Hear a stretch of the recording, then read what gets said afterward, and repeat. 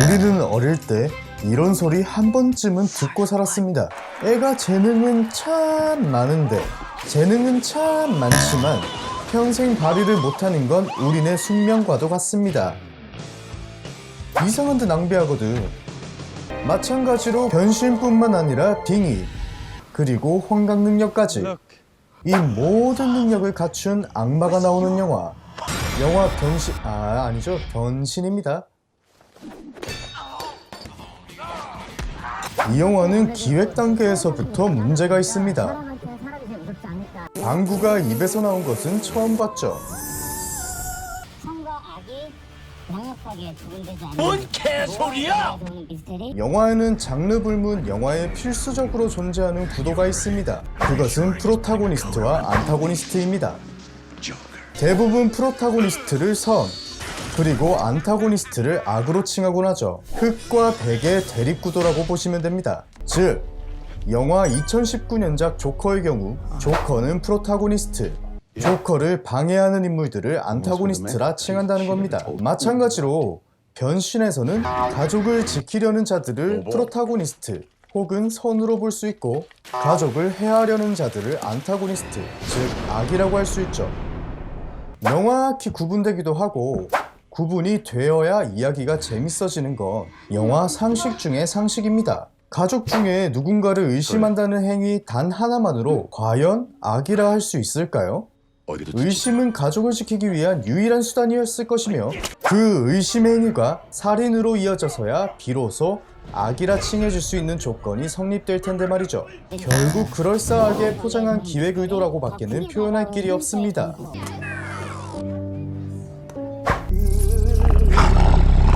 이 이야기는 배성우가 구마의식이 실패하고 구마의식으로 사람 죽인 살인마라는 소문이 돌아 형인 성동일 가족에게 불똥이 튀어 이사를 하게 되면서 이야기는 시작합니다.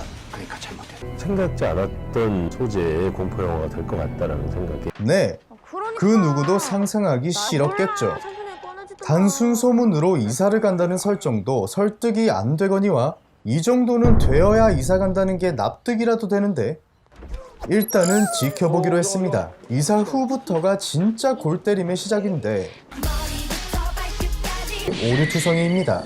수많은 공포영화에서 왜 이들은 불을 켜면 되는 걸 사서 고생하는 걸까요? 의외로 해답은 간단합니다. 무서우라고요.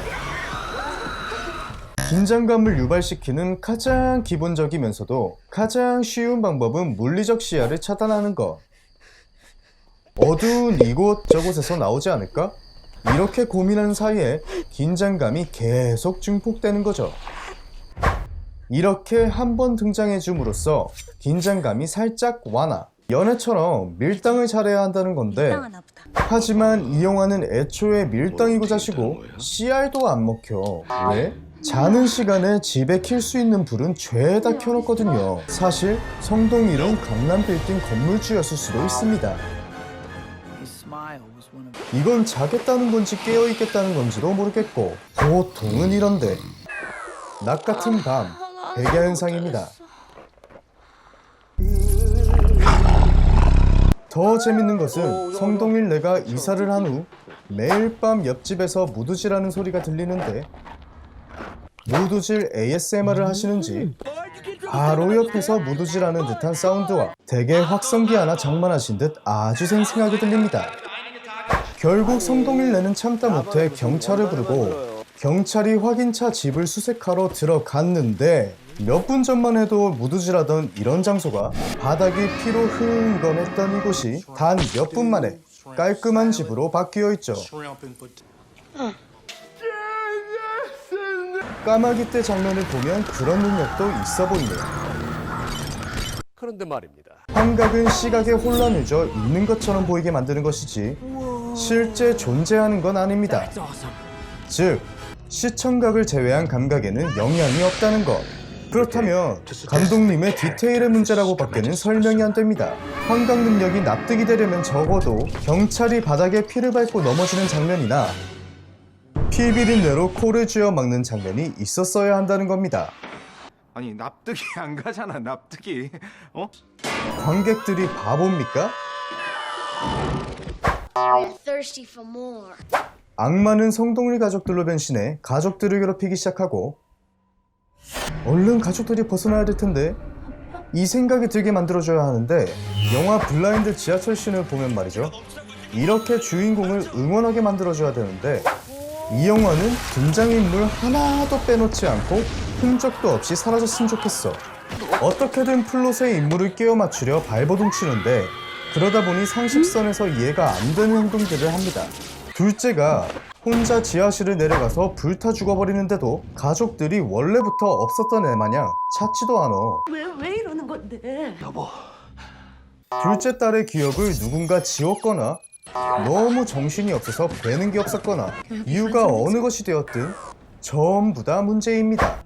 그리고 이분 아무리 특별 출연의 소모적 역할이라지만 분량만 차지하고 도움 1도 안 되고 죽어버리는데 얘네들은 소모적인 역할이지만 긴장감이나 공포감이라도 줬지 분량만 차지할 거면 없는 이만 못합니다. 그리고 여기 나오는 빌런은 할 줄 아는 거라고 눈 뒤집기 뿐이고 눈 뒤집기도 다른 귀신에게 밀립니다. 수천 년간 살아왔다는 거창한 히스토리에 비해 할 줄 아는 건 라틴어 뿐인데 라틴어 임팩트도 타 영화에 밀리고 수천 년간 살면서 축적된 지식은커녕 수천 년을 빨리 감기로 사셨는지 아니면 원시시대로 착각하신 건지 젓가락 사용 방법도 모르시고 변신한 거 티내고 싶어 암달난 관종에 머리가 나빠 생판 남을 연기하기에 이릅니다. 여기 좋은 예시인 영화 서스페리아의 한 장면을 보죠. 연기는 일상과 같지만 카메라 앵글이나 사운드로 충분히 다른 분위기가 연출됩니다. 이건 기괴한 게 아니라 멍청한 겁니다.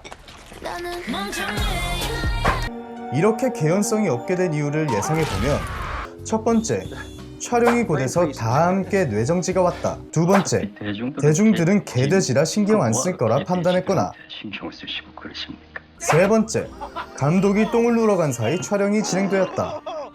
이 정도로 예측해볼 수 있습니다. 아직 놀라기엔 이릅니다.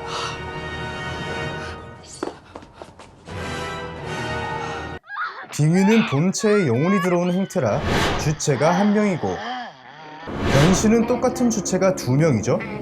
제작하면서 빙의와 변신을 혼동하셨는지 한 명이 변신해 있을 때 다른 한 명은 어딘가에 존재를 해야만 하는데 왜 이 영화는 변신만 하면 자꾸 한 명은 사라져 있는 겁니까? 그리고 변신 능력을 안다는 사람들이 가족 목숨보다 프라이버시가 더 소중했는지 모여있을 생각이 1도 없습니다.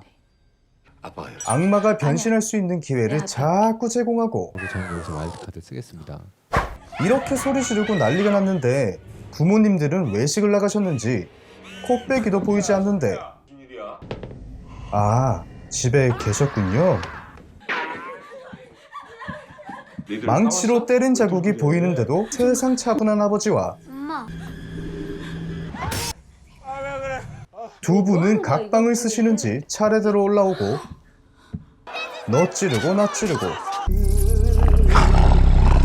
이제 이야기의 후반으로 가면 가족들에게 둘째의 존재는 사라진 지 오래고 이젠 첫째 딸마저 의심하게 됩니다.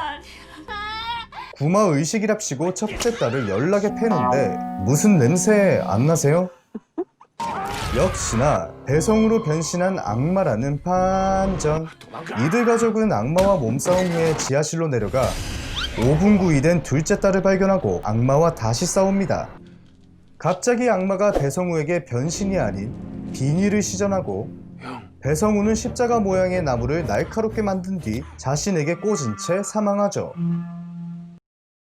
그래도 오류투성이의 이 영화에 그나마 정상적인 파트가 있습니다. 촬영은 무난하게 했어요. 다만 너무 무난해서 장르를 까먹게 된달까? 핸드헬드가 영화 대부분을 차지하는데 카메라를 고정시켜 일부러 흔드는 거 포함해서요. 핸드헬드 기법이란 말 그대로 들고 촬영하는 기법을 말하는데 파운드 푸티지 영화에서 쉽게 찾아볼 수 있는 기법으로 역동성, 현장감 등을 표현하는 데 최적화된 기법이죠. 하지만 한 가지 고집하는 건 언제나 질리기 마련. 안정성보다는 새로운 시도가 필요하지 않았나 싶습니다. 아저씨. 변신은 총 감점 -80으로 별 1개입니다.